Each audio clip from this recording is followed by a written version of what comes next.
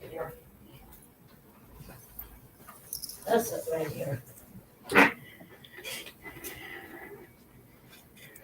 Well, I want to welcome everybody tonight. My name is Andrea. I work here at the library. So if you have any questions throughout the program, we're kind of doing a hybrid program. So some of our viewers are online and some of us are in person. If you have questions in person, Donna does not get offended by interruptions. So, like when don't interrupt her in the middle of a sentence, but like raise your hand or just like say and says, hey, I have a question. Because she'd rather answer the question that you have during the program when you're talking about it than, like all at the end and trying to remember what your question is. And that goes for the people online. Go ahead and put any questions you have in the chat box and we'll get them answered live too. Let's see what else. Well, in our speaker tonight, her name is Donna. She comes from us from the Wood County Master Gardener Volunteers. She's a volunteer with them. She does these programs just completely volunteer-wise. So I really wanted to say that we really appreciate her doing these programs for us. They're always so informative and very well researched. And she always includes a resource list too. So I'll go print some copies for us here. Otherwise, I will post it online in the chat also. So you have access to those resources in the slides after the fact too. Otherwise, I'll let Donna go. I'm excited because the one plant that I actually succeed at is succulents. So I'm always, I can always learn more. It's probably because they don't need a lot of love. No. All right. I have to confess, I'm not a succulent person. I'm an outside gardener. So, how do I get myself out of the picture here? Oh, I can do that. Okay, because sometimes it covers up the words and stuff. So, okay, we're going to be talking about succulents tonight. We're going to answer the questions of what are they and how do I take care of them? So we're going to start with a definition first. A succulent is a broad, loose category of plants which have developed thick, fleshy leaves or stems. These serve as water storage organs to ensure survival under arid conditions. Sound okay? Okay, so I have questions for you. Are all succulents cacti? No. Very good. Are all cacti succulents? No. Yes. Yeah, they are. Yeah, they are. Succulents and cacti. Can you name another succulent? If you're growing succulents, do you know what some of them are? Or you just pick them out because you like the way they look? Well, yeah, because they're cool. So I just pick out the ones I'm like, oh, that one's cool. That one's cool. Sedum? Is sedum? Yes, sedum is. Yes. I like succulents because I think they have different forms, and say like a geranium, has the leaves and they, they have their leaves are thick and they're so nice and green, and I really like succulents. Yeah, they have a very different look than most of our plants. Most of the time, like you say, they have thick leaves or thick stems. When you think of those cactus out west, that look like people with the arms, they really don't have much for leaves. And there, it's the whole stem that holds the water. And they don't really require what I consider a lot of care because, if it gets a little dry, it doesn't sort of wilt. Christmas cactuses? Not, well, yes, it is. I would say yes, it is. I'm not going to talk too much about those tonight because in November, we're going to be doing a program on all the holiday plants that you get and how do you care for those. So we'll cover Christmas cactus and that sort of stuff in that program. So these are some examples that you might be familiar with. Jade plant, snake plant, medicine plant, century plant, the flowering kalanchoes, sedums, hens and chicks. Those are some common ones that people probably would recognize or at least they've heard of them. Why grow succulents? They're really good for people who aren't home a lot or are really busy because they don't require a lot of care, like Shelby said. They usually have very few disease and pest problems, so you don't have to worry about, getting rid of some pests or what kind of disease does my plant have now. The containers can be taken outdoors for the summer or kept as house plants during the winters. So, even if you live in an apartment and you have like a balcony or something, you can take it outside and enjoy it out there too. And they have their own kind of interesting sort of flowers and plant forms. So they're unlike most of our broadleaf plants and grasses. Most succulents grow really well in a well-drained kind of sandy soil because that's where they originated. They require only modest amounts of water and fertilizer, but they do need a lot of light. They're used to living in full sun wherever they are naturally in the world.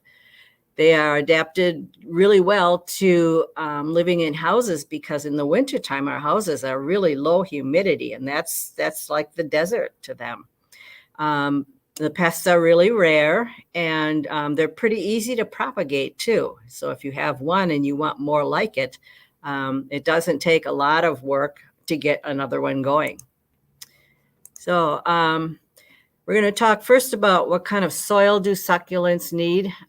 They need a really light soil, like we talked about, that drains really well, and that usually indicates it has some sand in it, not a lot of peat moss, which would hold the water too long. If you're going to put a plant outside, and you live in an area like ours where we have really heavy clay, it might be a good idea if that's going to be a permanent spot for that cactus is maybe to dig out some of the original soil and maybe fill that with more of an appropriate mix for a cactus. You don't want to use garden soil in a pot, not even really potting mix in a pot. There's special cactus mixes or succulent mixes that you can buy, and you can make your own with 1 part of potting soil and 1 part sand. So the potting soil would be like the Miracle-Gro stuff? Mm-hmm. Yeah, but you would probably want one that doesn't have a lot of fertilizer in it because they don't require a lot of fertilizer. Okay. So you don't want to burn them or anything. Oh, and a lot of the potting soils have those little like beads in there that hold the water. Yeah, the white pellets or whatever, you don't want that? No, I wouldn't. A lot of them have colored beads in there. That's the fertilizer. The white ones that hold the water, no, you wouldn't. That would keep it too wet, probably. The containers that you're going to use for cacti or succulents don't have to be real deep because their roots are not very deep. In their original environment, they have roots and they're very near the surface because if it rains just a little bit in the desert, you want those roots to be up near the surface so they can take that water in right away. They have to have adequate drainage holes on the bottom, though, because you never want to have the roots sitting in really wet for a long time. Set a saucer or tray underneath the pot to keep the water from standing. It should run through, and then you take that saucer and empty it so it doesn't, osmosis or whatever, back up into the pot. Fertilize a few times during the summer months. They really don't need much fertilizer during the winter if you bring them inside. That's not a real active growing time for a succulent. You can use houseplant fertilizer or a general fertilizer, but use it only at half strength because they don't require a lot of nutrients. As far as watering, in the spring and summer, about once a week, even if you have them inside. In the fall and winter, it might only be every 2 to 3 weeks. It kind of depends on the kind you have. And you need to allow the soil to become quite dry before watering. Somebody I came across gave you a clue as to how, let's see. If you want to if you put your finger in the soil and see if the soil is dry, not dry like toast, but dry like a piece of fresh bread. When you can feel there is moisture but no wetness, that's when it's time to water. So we don't, even though they're cactuses or succulents, we don't want to let the soil get totally dried out before you water again.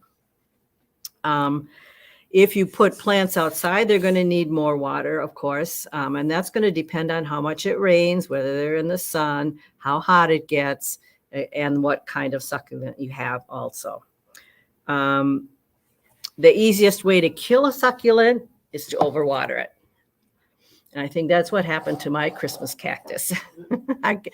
It was getting really big, and I thought, oh, it might need more water now. And pretty soon it started, like wilting and stuff, and it doesn't need any more water.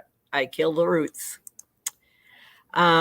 Light. Bright light is really, really important to healthy succulents. If it's not a lot of bright light, they will begin to stretch out a lot of space. If they have leaves, like a jade plant or something, they'll have a lot of space between the leaves. If you have them outside, they should get 6 to 8 hours of direct sun. And if you have them inside, if you don't have a really sunny window that you can get them close to without freezing them in the wintertime, you may even need to use some artificial light to keep them happy.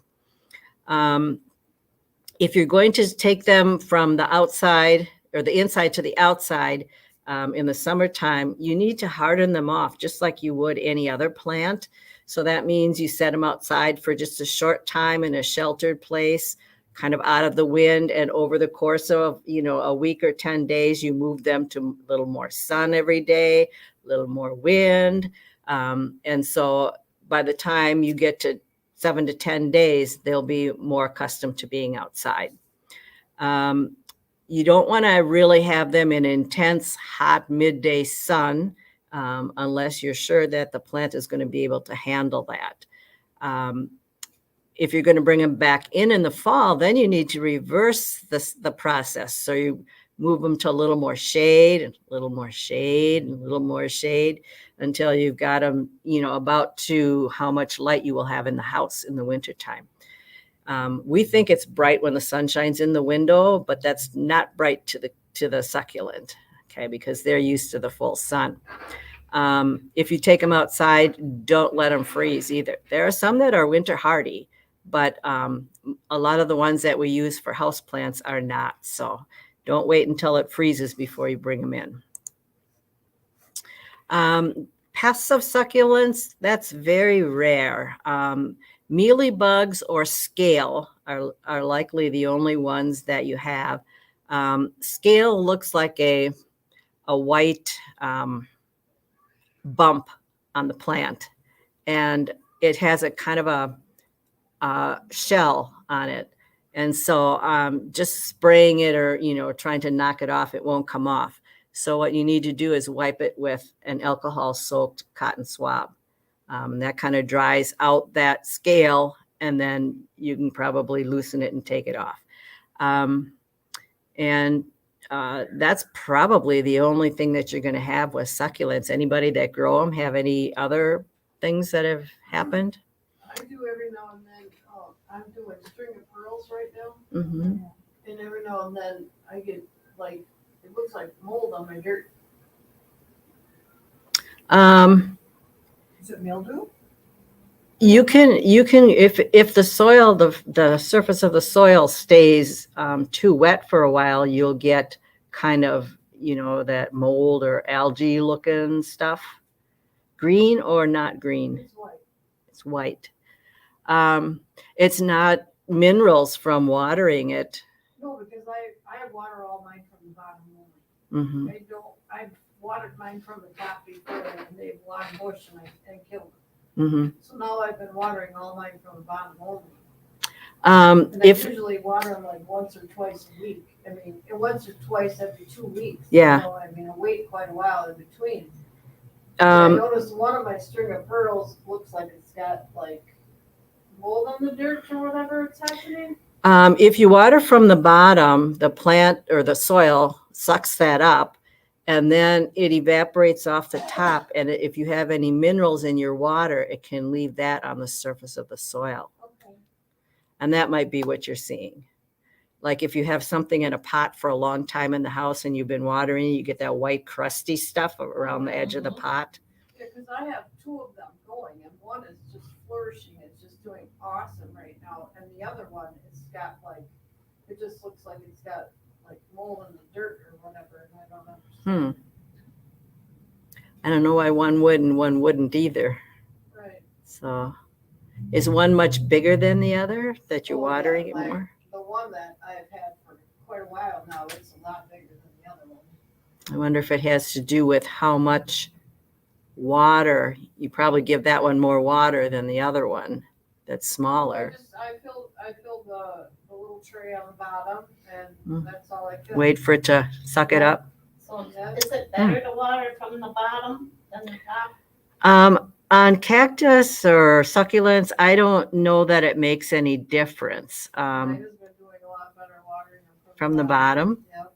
you just don't want it. You don't want it to I don't sit let in the no- water. Yeah, I don't Yeah. let none get no what I don't water it from the top because I've done that many a times and I've killed them. Mm-hmm. So Yeah. I've been doing it from the bottom and it's working much better. If it works for you, go for it. Yeah. So Yeah. yeah. When I watched the judge at the fair, judge the succulents or the dish gardens, he was sort of checking for, I think, mold, because he was, would put his finger or he'd get way down and he'd hold it up and look and see what was underneath, Underneath the leaves. underneath the leaf. Mm-hmm. And I won 4 blue ribbons. I was really happy. Oh, great. My dish gardens or whatever, I had them in different categories. Okay, so she's saying that he's looking to make sure that you're not overwatering it, probably, or that the water is not standing and then affecting part of the succulent. Okay, good to know. We're going to talk a little bit about propagating succulents. So if you have one you like and you want to have more like that, there's 3 different methods you can do it: offshoots, stem or leaf cutting, and seeds. Offshoots are tiny plants that grow out on the ends of the leaves or from the base of the plant. If you have an aloe plant, you know what an offshoot is, because you start with one and pretty soon you got a whole bunch of other ones in the pot. Sometimes the tiny plants are on the leaves. I think the next slide has some pictures. Okay, here's an example. Oh, Does that look like which one we got? we just got some like that just recently. Got all the babies right around the leaf. Yeah, Cal and Chloe is noted for doing this kind of propagation. That leaf almost looks like a Christmas cactus, that big one. Yeah. Mm-hmm. Yeah. Well, a Christmas cactus would be flat along the Oh, edge. you're right. So, yeah, I'm not sure what this is a picture of, but it's an example of the offshoots on the leaves. I'm going to back up here a minute. The stem or the leaf cuttings, you remove a leaf or several leaves on a stem to start a new plant, just like you would a broadleaf plant. And seeds, it's very hard to get seeds of succulents because, first of all, they have to flower, and then you have to know what you're looking for. But people who are propagating new varieties will use seeds because that's the only way you can get a new variety. You have to cross something with something else and see what comes out. So, but for the average gardener, us people at home, we wouldn't use seeds necessarily for propagating. If you're going to use the offshoots, allow those offshoots to develop separate roots. And you can see that here. There's a little kind of hairy thing attached to it. See it? Once you see that, then you know that it's got air roots, kind of. And you can take the little plant very carefully off the mother plant and replant it in a separate pot. You just break it off then or cut it off? I would probably cut it off to make sure that you don't break off the plant without the offshoot without the roots attached to it. So you have to be really careful. You might need a magnifying glass to get in there and say, you know, which is the new plant and which is part of the old leaf. Press that shoot gently into the soil and then don't touch it or move it for a couple of weeks until those roots have found their way down in the ground.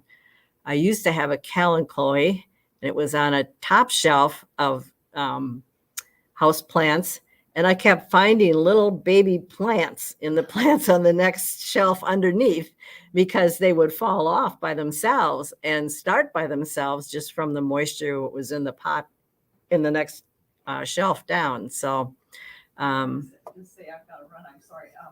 That in town here, Mill Creek Gardens has probably just hundreds. Have you been out there? Hundreds. Mill Creek Gardens. They're out this way south of town. Yeah. They have. I mean, they have lots and lots and lots of Succulents. and things for dish gardens. They're Oh, probably the best in the area. I've had bad luck with some succulents that I've gotten at Menards. I think that they've been early in the spring, or you know what I mean. I think that they've been infested, and so if I get anything from if you're really serious about gardening, I would not go to those big box stores to get my plants. Yeah. They are not in the business of being a nursery or a garden center. So they ship plants in from someplace, they sell them. They're not taken very good care of while they're there. You see a lot of ones that are dried out or they're drowned because somebody goes along and just sprays and, you know, doesn't really pay attention. Yeah, if you really want to get a quality plant, it's worth it to go to a garden center of some kind or a greenhouse or a nursery. Ones we're talking a little bit about soil. I have nothing against the Mennonites or the Amish, but I had a couple of plants that just were not doing well. And so I repotted them, and half of the container, well, this much of the container was full of tiny little black bugs. And I took it someplace, and it was because they put manure in there, and that was eating The roots of my plants. Mm-hmm. Plant that were dying. Yeah. I mean, I have nothing against them, don't get me wrong, but I just wanted to share that. Yeah. And again, you know, go to somebody who that's their business. And so they will take good care of those plants. They will give you good advice because the reputation of their business is on the line. You know, if somebody says, I got my plants at such and such greenhouse and they were awful, you know, that's going to discourage other people from going there. So most of them are pretty careful about, you know, the kind of plants they sell and the health of the plants. Okay, if we're going to propagate by stem or leaf cuttings, carefully cut a clean edge from the mother plant. And most of you are probably familiar with Christmas cactus. You can break off one of those leaves.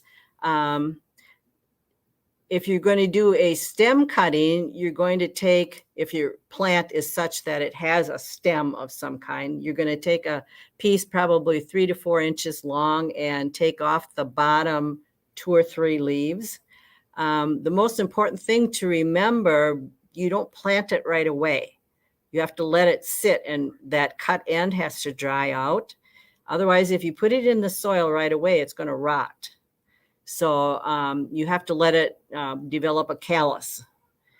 Then set that cut edge of the leaf just barely into the soil. Don't jab it in too far. So it's just basically touching the soil and in far enough that it's staying there. Again, don't disturb it for a couple of weeks, and water sparingly so that cut end doesn't become rotten. And so after a couple of weeks, if you want to see if it's developing roots, just give it a real tiny little tug. And if you feel some resistance, it's got roots. If by that time it doesn't have any roots, you might want to try again because you might have rotted the end. The propagating medium is 1 part potting mix and 1 part perlite, or you can use 3 parts potting mix, 2 parts coarse sand, and 1 part perlite. The first one up here, this is the regular mix.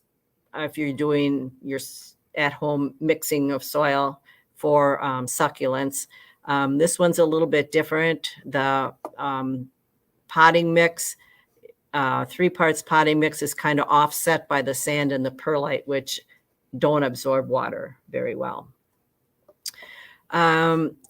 Rooting hormone can be used. It usually comes in a little jar, and you wet the end of whatever you're planting and dip it in there. And then each cutting should be in a separate container, so you're not going to water it too much, thinking you got to water all of them, you know. And then, like I say, after a couple of weeks, 4 to 6 weeks, if they have that little bit of resistance when you give them a really little gentle tug, they're probably big enough to be moved into a bigger pot. If you're going to group succulents, whether it's outside like this or it's inside in, you know, a dish garden of some kind, you want to be sure that you're going to select all of the ones that need about the same amount of water. So that's just kind of common sense. But if you know one takes more water than another one, you don't want to put those two together because you're going to overwater one or underwater one. So I think these are really pretty and examples of, you know, different combinations that people can put together. I think that's what Shelby was talking about, dish gardens, that you have several different kinds of succulents in a container. We're going to talk now a little bit about some of the more popular kinds of succulents. And I don't know if I'm going to pronounce all of these right. So if I'm not, let me know. Echeveria, I would be, whoa, back up. Okay.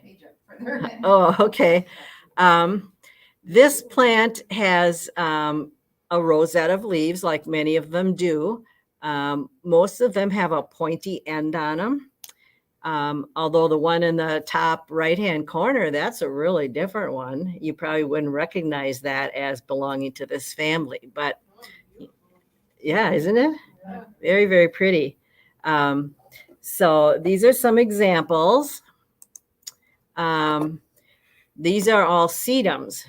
We were talking about burro's tail. Some people call it donkey's tail, lamb's tail. This is kind of a close-up of what it looks like. And again, if it's not getting enough light, there will be bigger spaces between these leaves coming down the stem. And this is what the flower looks like, if you ever get it to flower. Of course, we have other kinds of sedums too, and these can be outside. They're outdoor plants.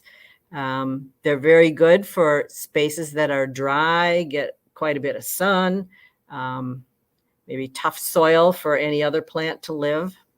And again, in a variety of colors and shapes, and you know, it's hard to tell what actually is a sedum sometimes versus another kind of plant.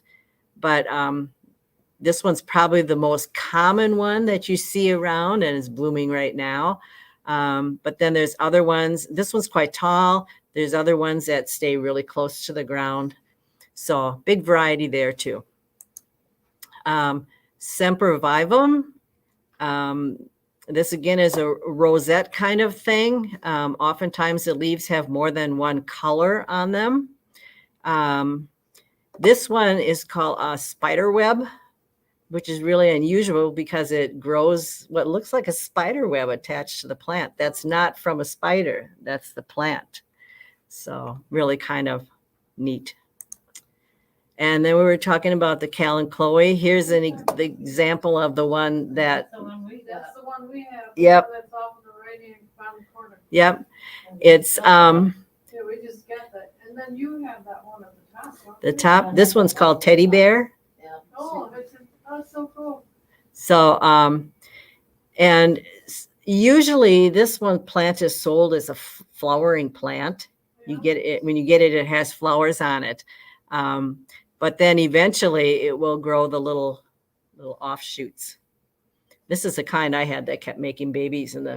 Yeah, yeah, my leaves on that are just covered and they all have their little hairy strings, so. Yeah. I haven't transplanted it yet out of the pot that we got it in, but yeah, I gotta get it transplanted. Yeah. Is it better to grow in clay pots or plastic? I don't think it makes much difference. The difference for you is if you're in a clay pot, it's probably going to dry out quicker. You have to water more often because clay is absorbent and it kind of passes the water through the pot. Plastic pot, you won't have to water quite as often. And how deep? Like we got that one way on the corner on the bottom. We put This it in one? a pot like about that deep. Is that too deep? It usually comes in a pot that's deeper than what you would normally find a cactus. And it could be, I don't know, you might tip the pot upside down and see what's the root system like. Is it filling the whole pot or is it just on the top? If it's just on the top, you can probably put it in a shallower container. Okay. So this one is paddle. I got to look at my notes here. I think it had a name, a specific. Let's see here.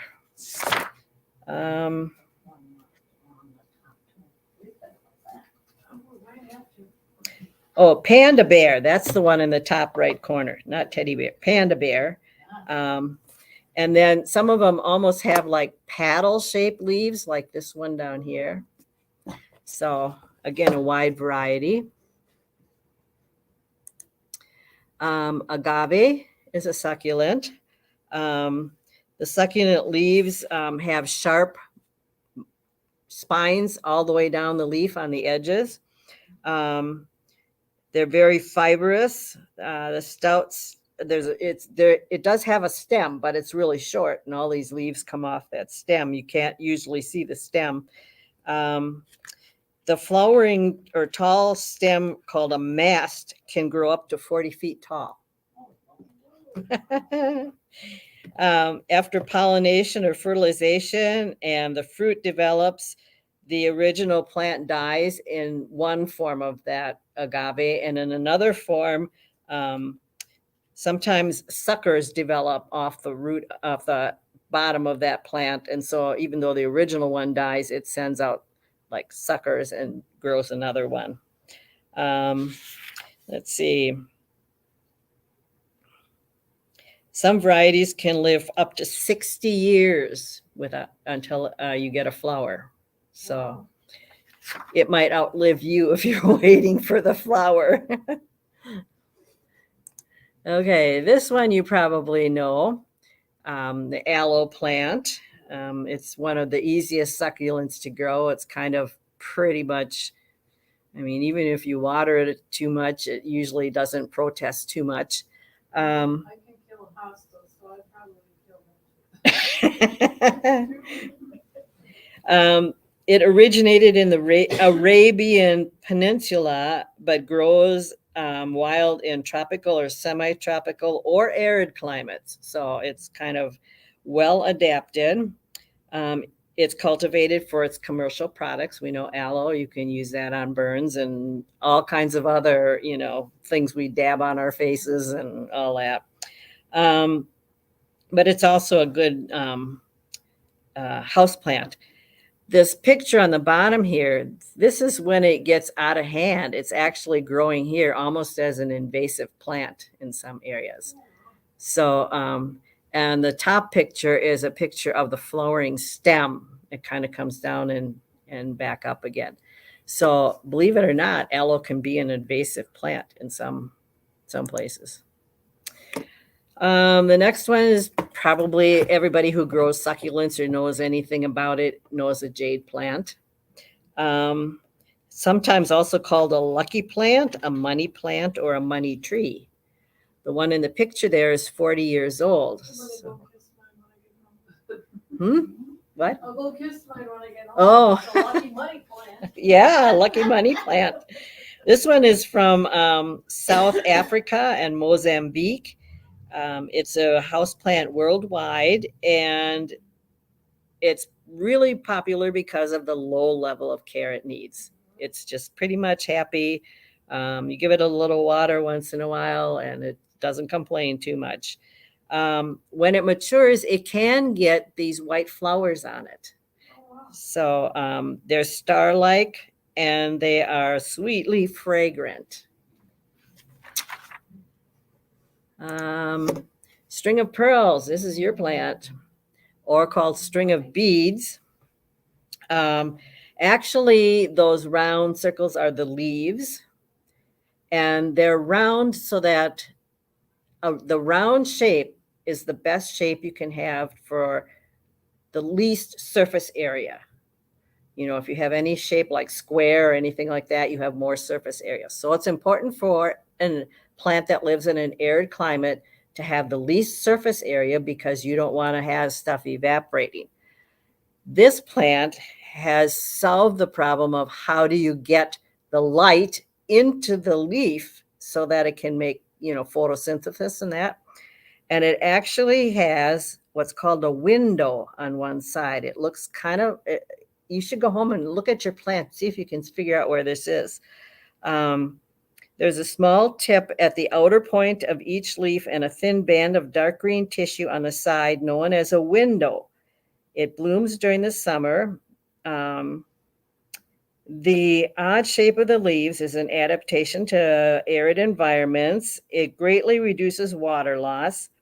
The light actually comes in that window and then it's kind of reflected around the whole inside of that ball. And that's how it gets the light to do its photosynthesis. So that's really kind of almost amazing. You would think it would, I don't know, get it from all the way around or something. But so in order to keep it from losing moisture, it's only got that one little slit or window that allows the light in for the plant to do photosynthesis.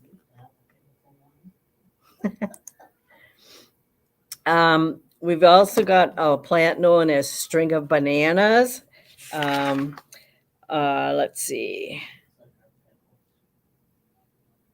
It's fleshy, glossy, elongated, succulent leaves that curve and taper to a pointed tip, much like the shape of a banana. The flower looks like the picture on the right there. The flowers are small, cinnamon scented, white or off-white. They usually bloom in the late winter or early spring, although some growers are able to encourage multiple flowering periods throughout the year. So that's that one. Then this one you probably all know too. This is called a snake plant, mother-in-law's tongue, viper's bowstring, St. George's sword. So it's got a lot of different names. In the wild, it does actually have flowers on it, and it produces these fruits too. So that's kind of different. We usually only see it in the non-flowering form. I don't know if anybody grow this. Have you ever had a flower? I don't know. I've never seen a flower either. To get this plant to go into bloom outside of its natural environment is very difficult. Replicating its natural environment is possible. However, its flowers vary from greenish white to cream colored. Some are fragrant at night, others not at all, and they have a sticky texture. So I can imagine touching that flower there and, it's being a little bit sticky. Maybe that's to encourage pollinators. I don't know.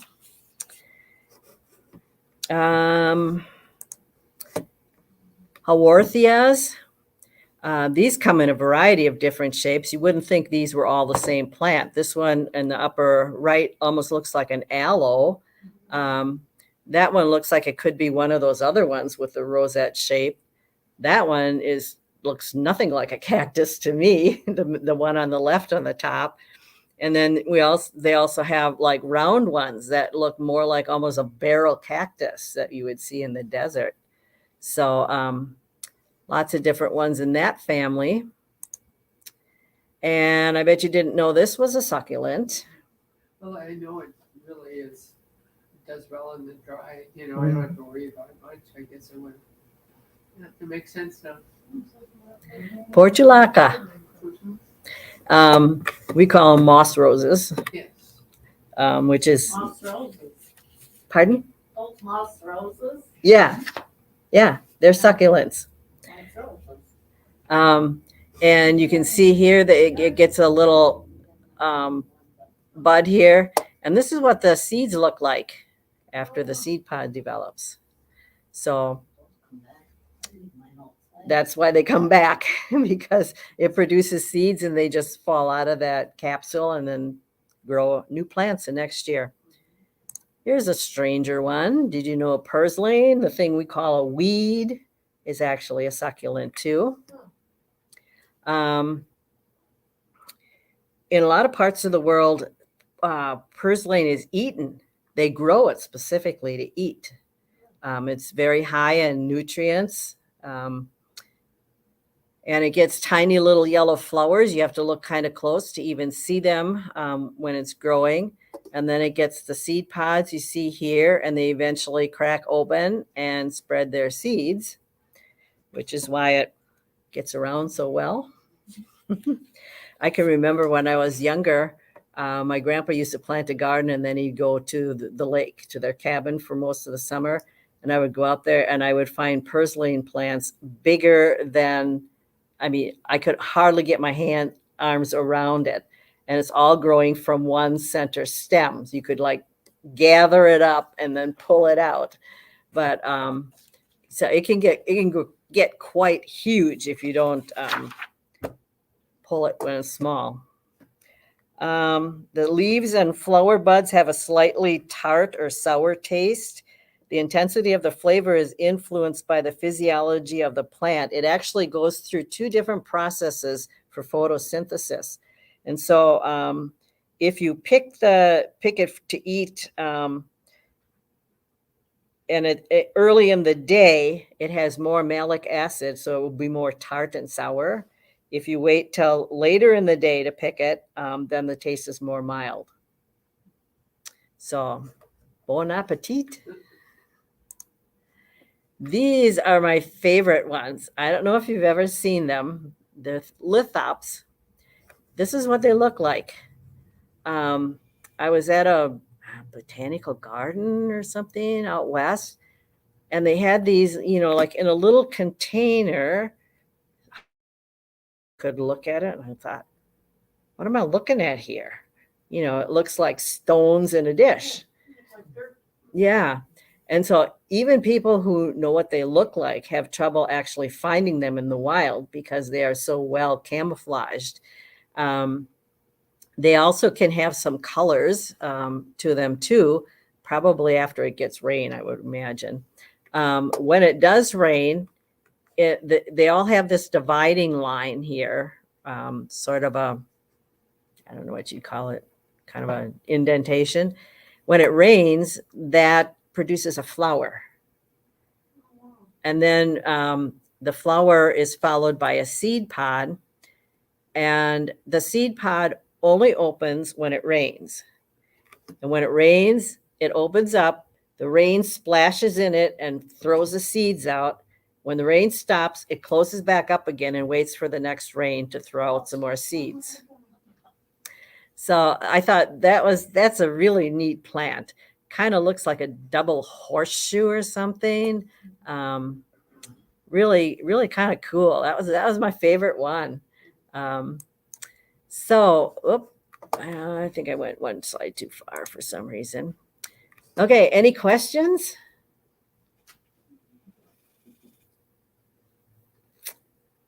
Okay, I do this for every one of my programs because a lot of times you have a question about something and you don't know who to ask. So one of the ways that you're going to get good information, accurate information, researched information is to use the word extension or site:/.edu after your inquiry. So if you're going to grow succulents, you might say succulents extension or succulents site:/.edu. That means that extension or site edu means you're looking for university websites or university information.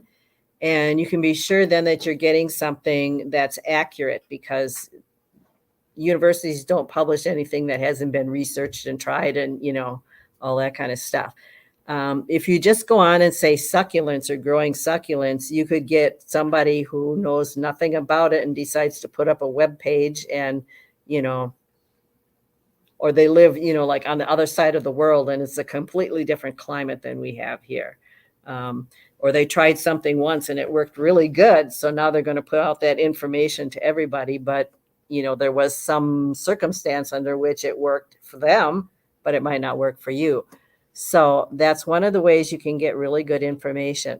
When I do these programs, this is how I find the information for the program. So if you call your extension agent, this is what they'll probably do, because nobody knows the answer to everything.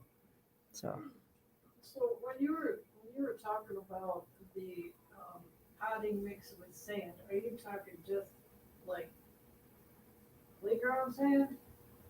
coarse sand. So is that something from Menards or? I don't know if you can get that. Because I've been using actually the bag that says succulent stuff on it. Yeah, well, that's probably your best bet. Then you're getting the mix that works the best. Okay. Yeah. So the succulent bag and the cactus bag, would that be the same stuff that's in there?